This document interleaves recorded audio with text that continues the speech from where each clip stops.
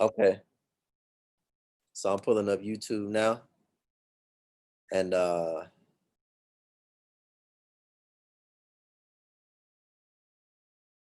you can go ahead and start Before I looking. start Facebook, okay? Okay. So I'm pulling up YouTube now. So I'm gonna mute myself. And just let me know if you have any issues finding it. I am. Let me refresh this page.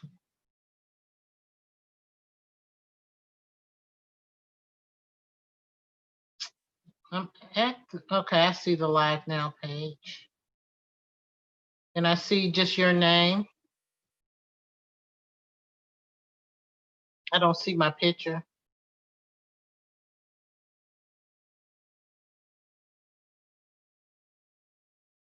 Is that correct? Okay, now I see myself.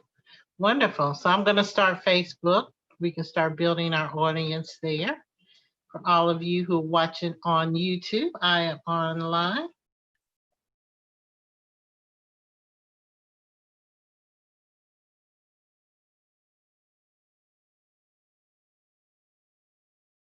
And I'm on live on Facebook, and we're going to get started right at 1 o'clock.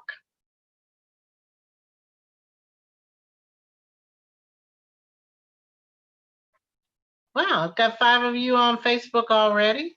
I'm on YouTube as well. So we're just going to build our audience. We'll start right exactly at 1 o'clock. And I hope everyone is doing fine. And I'm glad you're joining me for another conversation. This is a virtual world, and we have to do things virtually.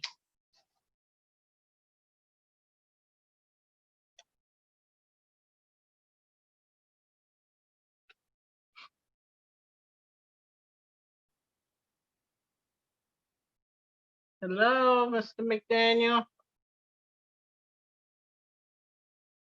I think yeah, McDaniel. I don't have my glasses on, so I need to make sure I can see you correct. Good afternoon to you too.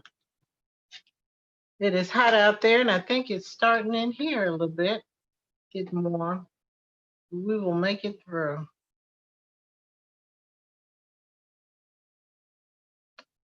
I need my glasses on this side. Oh, are you coming back in an hour? I am on here now I'm going to be here from noon to 12:30. So we're going to get started in about 2 minutes. I'm on Facebook, which I'm looking at now, and I'm on YouTube, which is up there. I've got 2 cameras running, and I'm hoping to get conversation from both of them. Need a fan in here. Oh, excuse me for 1 second.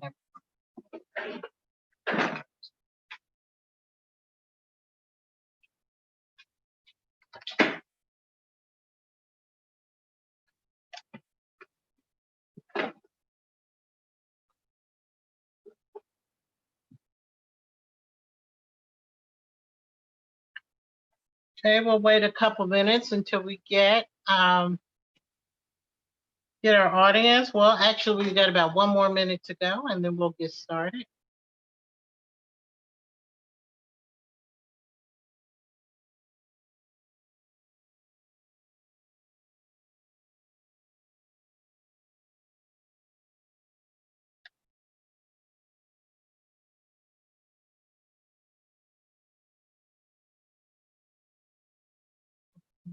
Sure, I'm not shining on there for you all. It is warm, and we are in summer, and even when you're in the air, it gets a little warm in here. I hope everybody is doing okay.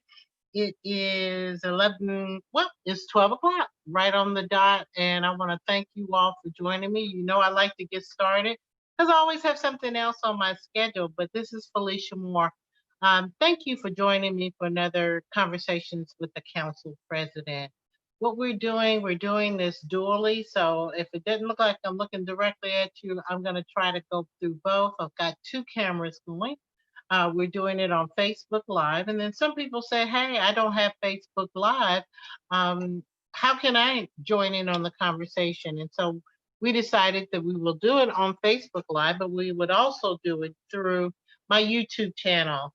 And so if you ever know other people who aren't on Facebook would like to join the conversation when we have them, please let them know to go to my Felicia Moore, President, Atlanta City Council YouTube channel, and they can see it live as well. So first of all, before we get started, I want to say that right now going on are the observances for CT Vivian. He is being held in state at the state capitol, and people are doing their visitations there. And he was such a warm spirit. I loved him. He was always smiling and always very thoughtful about what he did, what he said, and his life is one that we will truly miss. But his lessons he left behind are many for us to learn, particularly those in leadership and those who care about our community.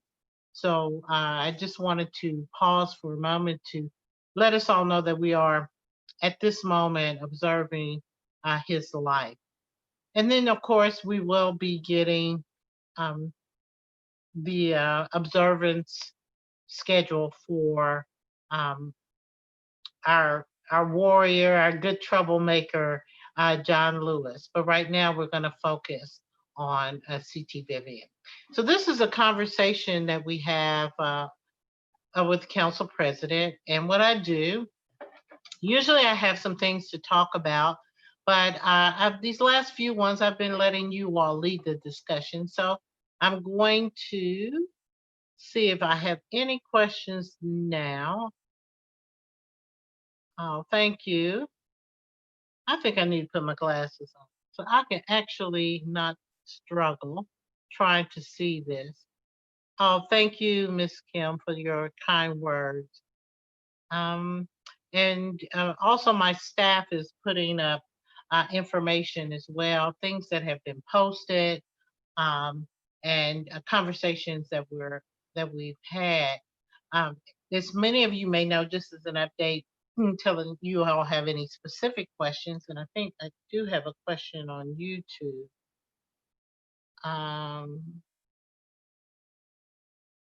Yes, I can see what's being typed on YouTube.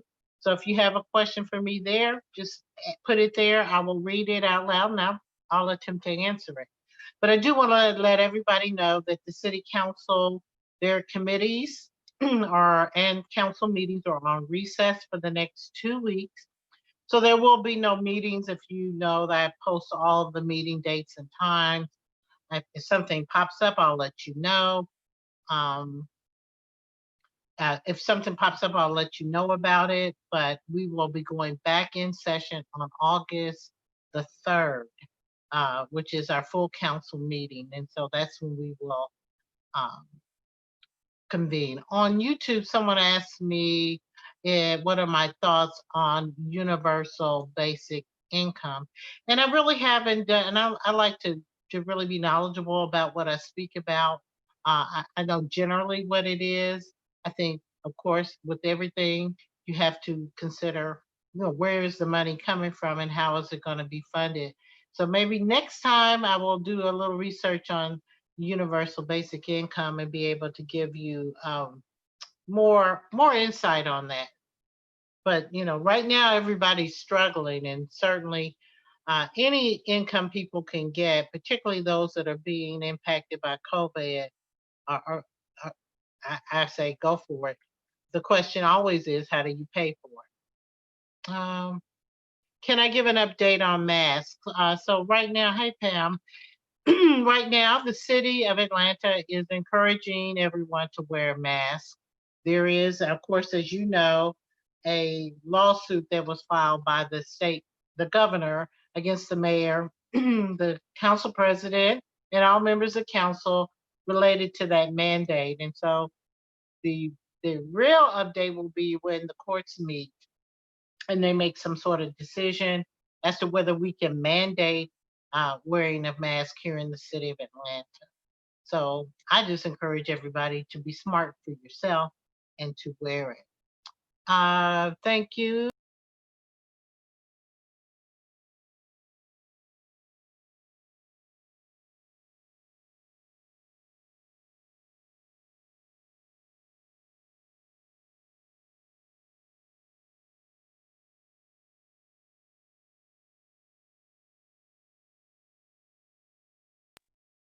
Okay. Let's see. I'm sorry for that interruption. Since we're back to phase one, can we get rid of those pesky scooters? I don't think that phase one really had anything, Pam, to do with scooters at all. And the scooters are back, unfortunately. I hope people that are using them are making sure that they sanitize them properly before they use them. And that wasn't in the phase one plan as I remember. Okay, and so we've posted some information about Kemp's mask mandate. Good to see you too. Let's see. What are your thoughts? I've been talking to essential workers. They said they asked people to wear masks because it's store policy and they are getting yelled at and verbally abused. Is there anything that can be done about this? Don't want frontline workers should be treated this way. Well, I don't know that I can keep anybody from yelling or cussing anybody out. But stores can have policies. They have policies: no shirts, no shoes, no service, no animals, or unless they're service animals. I believe that they can add in there that there should be masks. And if customers are unruly, security needs to escort them out. I don't know that I could stop that from happening, but I would hope people wouldn't do that. Let's see. I'm just making sure I'm not missing anyone's questions. You all are being real easy today.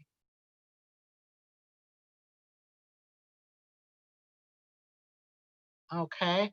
Lovely Kelly, and I can't, for some reason, my phone isn't letting me see all of it, but she's thanking Antonio and myself, although I had nothing to do with it, Brown, for a food bank next week on Wednesday, the 27th of July at KIP, Atlanta. So we'll give a shout out to Mr. Brown for that.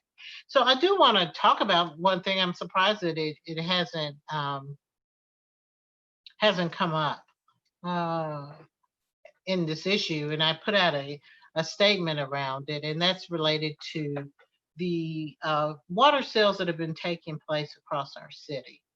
And I just got off a call with another group of people, and this issue came up. So I want to just share a little bit more context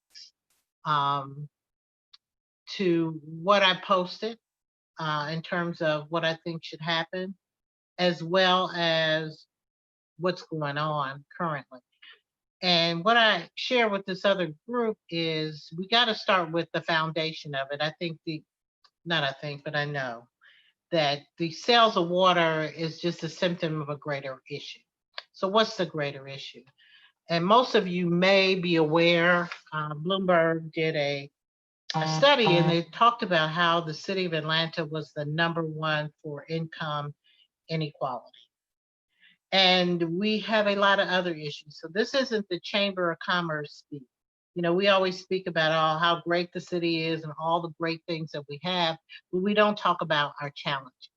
And that is a big challenge. When 20%, the lower 20% of citizens' income is less than $94,000 a year. That's an issue. And then you put on top of that COVID, which has taken a lot of essential, other than really essential workers, it's taken a lot of people out of the workforce. And people are struggling. And those who are on the lower rims are struggling. And then kids don't have activity. The girls and boys clubs, some of the traditional summer activities that some kids, not all, but a lot of them will partake in, have been scaled back or eliminated because of COVID. So now we've got kids who don't have anything to do. I remember years ago, and this has been going on for years, where kids were selling water. And for the most part, the biggest complaint was maybe litter. And these kids were earning a little extra money for themselves or their family or both. Then now we fast forward to this time, a lot of kids are not having a lot of things to do. And more of them have joined in the activity. So I've been going out, observing different locations. Some of them have had challenges, others have not. One of the things I found is if you go to an intersection where there's 2 to 4 kids that are doing this, they're pretty reasonable. They'll walk up and down, holding the water, looking in the car to see whether you say, yeah, you want it or no, you don't. And they keep it moving.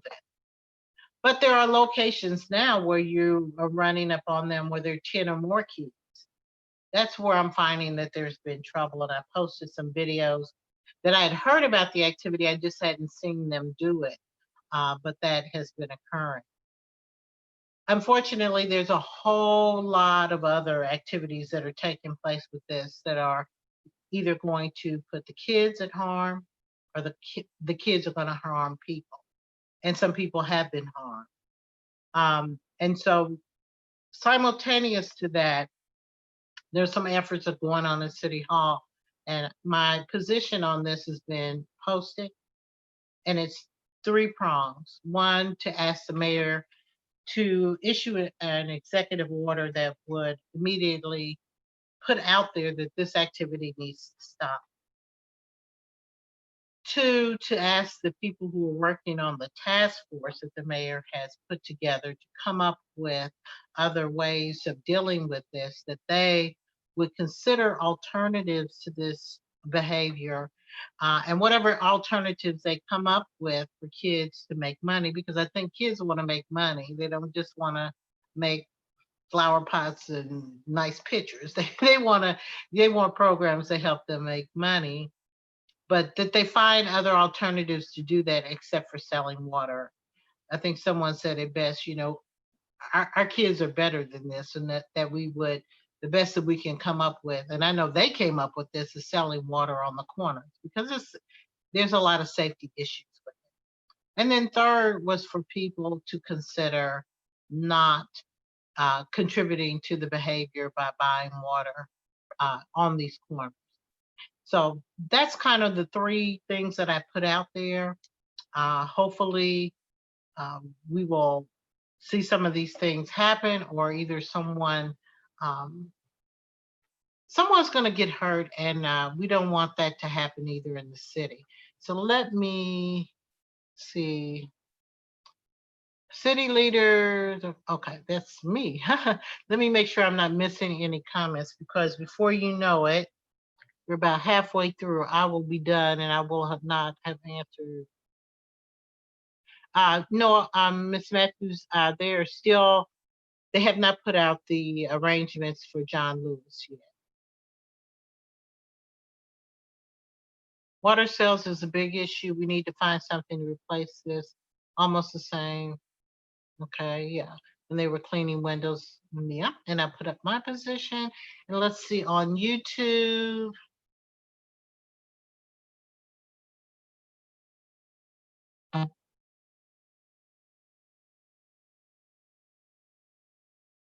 Okay. Yeah, so on YouTube, we're basically saying the same thing, and we're in agreement about that. I don't know what's going to happen, what's going to be the city's position on that, or either the mayor's office or whatever's position, but I just felt so strongly about it that I had to put it out there. Yesterday, I posted another thing on my page where someone shared a video of me of some of the activity, which was very dangerous. And so, the activities are good, and that's what I was saying. I mean, there are a lot of programs already out here, and I do have to just be honest with you. Not every kid who's out there selling water is going to care about being involved in a program. But right now with COVID, I think we're kind of in a interesting situation where a lot of these programs are not taking place. So those kids that may have been in those programs don't have an avenue as well. How soon can we get this stopped? We are scared to drive near there and do our business. That will be something, like I said, the police department would have to do it, along with, um, I would assume, some direction from the mayor's office. And so I'm waiting, and as we are waiting to see, what their response will be. Yesterday, when I went to look at some locations, and I was up in Buckhead, I did see on the corner of Lenox and Peachtree, police officers were asking the kids to leave. It was about 20, over 20 kids, which is a problem in and of itself. I think they're all competing for the same dollars. And then when I made the turn to go on 400, the police officers were clearing that site out as well. So I do think that they are looking at that. I also know the Police Athletic League has stepped up, posted that on my site as well, where they're going out and engaging with the kids and trying to get them involved in some other activities and programs. And I know one other site where there has been some trouble with them, that they've been very consistent on coming out there and has quelled a lot of that activity down. Let's see. I want to make sure I'm reading this. I'm sorry, I had to keep putting the glasses on. Um, yeah, and so our Atlanta Workforce Development Agency, hopefully they're part of the task force. I'm not quite sure who is all on there, but that's one thing that we're missing. I know a lot of people that are older now started out with the Workforce Development Agency under the name that it was back then. We've got to get that up and running. As you all know, we've had issues with that in the city, having to send back money, programs having issues. There is a new executive director, and I'm sure the administration is working to get that stood up, because that is an excellent opportunity for us to be able to employ you. These kids want to make money, and I think that we um, shouldn't skip over that fact. And most people are calling the water selling as maybe a spark of entrepreneurial spirit. When we are working with them, we can help those that want to do that. There are so many places, programs, and organizations that we need to do. I do think that what the challenge we're having right now is that we're in a COVID environment, and any type of group meetings or congregate meetings are becoming difficult, which is also a concern of mine, even with some of the water sales, because some of the kids are not wearing masks. And that's a big issue as well. Is it possible to use WorkSys Atlanta or other funding sources to create a paid internship? And I think that that's something that I can't answer directly, because I don't know what all the parameters are right now. But I do know that WorkSource is still trying to get a lot of issues straightened out. But I do think that that is somewhere that we can look to. So someone says, I've seen these kids giving their money to older men sitting in parking lots nearby. How much of this money are they keeping? I think some are keeping it, some are not. Some people have said that they felt in an observation, I have not observed this personally, that older people are putting them up to it. I know some parents are putting them up to it, because people will give to kids sometimes more than they give to adults. And some people think that they're being trafficked in the sense that they're putting it up to sell the water, but they're not getting the money. But what I understand, for those kids who are directly selling it and directly getting the money, they're making anywhere from $200 a day on the low end to $400 on the high end by selling the water. Because even though they may be selling it, they go and buy a case of water and some ice. Let's say that's $5. That's 24 bottles. That's $24. So they've made $19. But they make more than that, because a lot of times people will give them more than $1, or they give them, they'll give them $5 or $10 or more. And so they're making pretty good money out there. And gang activity is possible as well. And in some of the one location in general that I talked to, some of them have seen how lucrative it is for the waters to be sold. And I'm sure like all other young kids, they're taking advantage of that as well. Can you give the latest data on COVID-19 surge and testing? I don't have anything specific in front of me. I'm sure my staff will post some information, but everybody knows that unless you just don't watch the news, that Georgia is one of the hot spots. And that's kind of part of the battle with the mayor and the governor. And I support her position on people wearing masks, as well as a scaling back and trying to get people to social distance and not do the things that we think that we, for some reason, can do. Um, I would encourage everyone to get a test. I know the lines are long. I know the wait to get the results are long, but I really would encourage you to do that because asymptomatic spread is one of the higher spreads. The virologists are saying that the fall and the winter is going to be worse than now, and we're seeing death tolls, hospitalization, and number of people who have it increase. So I would encourage you to get a test, wear your mask and face covering in public, and do all the other personal hygiene things like using sanitizer and washing your hands. And like I'm doing, which is very difficult, is trying to keep my distance from other people and try to stay not be in group activities unless it's just essential to do so. Let's see. Yes, Mr. Riley, the litter is pretty bad. Um, so let's see. There are people begging at the intersections as well. Yeah, I don't know why I'm not able to see more. So I only get the beginning. And yes, they are.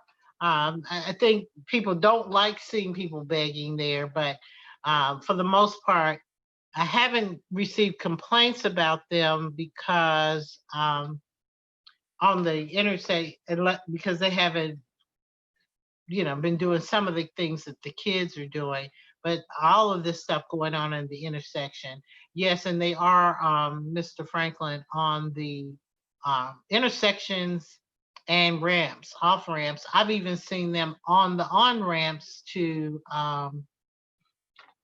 the spaghetti junk not spaghetti junction, the connector. I've seen them actually on those ramps. But again, everybody, we have to think about the economic time we're in. And I've mentioned this before, and it's only going to be more apparent and worse, dealing with people without homes. Our unsheltered population is only growing.